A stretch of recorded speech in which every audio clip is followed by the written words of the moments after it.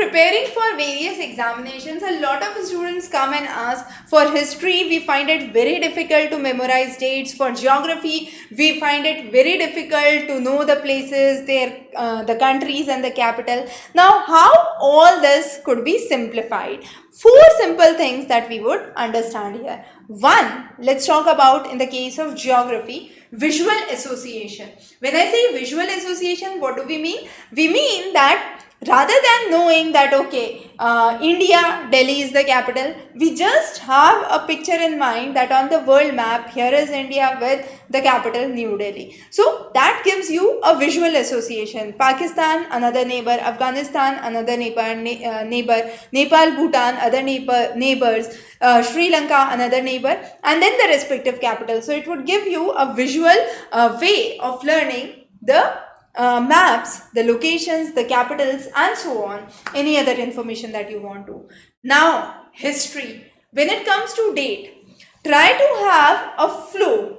Now, when I say flow, create a flow chart. Okay. After Akbar, Humayun came, then after Babur, Humayun came, then Akbar came. So you have a sequence. Now, who came in which year would be automatically learned, because definitely if one is the father of other, that would be prior. So Babur would come first, then you would have the years for Humayun, then you would have the years for Akbar. So automatically you learn the date sheet in that respect. For example, if you want to go into the intricacies of dates, we have covered one video where we have talked about the wars which have been fought with Akbar. So there we have created a visual effect to show how the dates could be related to the various locations as well as the time points. So that's one of the ways you can remember it. The third interesting way is mnemonics. Have mnemonics in mind, and this would give you a good way of learning. So I have a very simple mnemonic here, and that is DAISY. Now DAISY is a mnemonic to remember the countries which surround the regions of Red Sea. So here there is Red Sea. Close to Red Sea you have Saudi Arabia. Now on the other side you have Eritrea, Djibouti with its capital Djibouti, Eritrea with its capital Asmara. Then is Sudan with its capital Khartoum, Egypt, another country with Cairo. Then there is Saudi Arabia, and then Yemen with the capital Sana'a. Okay, so here as you can see, I can write it as DESSEY.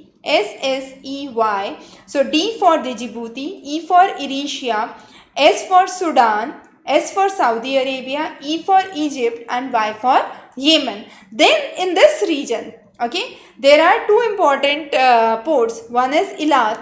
Now Eilat is one of the ports which is seen in the region of Israel. Okay, that is the only port of Israel that we say connects to Red Sea, but it is actually not on Red Sea. It is on Gulf of Aqaba. So the countries of Jordan and Israel actually connect to Gulf of Aqaba, and this is the Gulf of Aqaba region which connects finally to the Red Sea. Okay, so this is one of the ways you can remember mnemonics.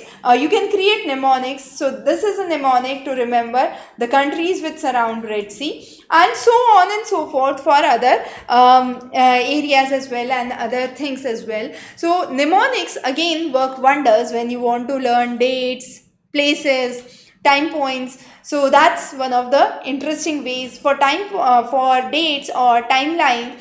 I can say you can remember them as phone numbers. Okay, and when we talk about remembering them as phone numbers, we actually chunk them.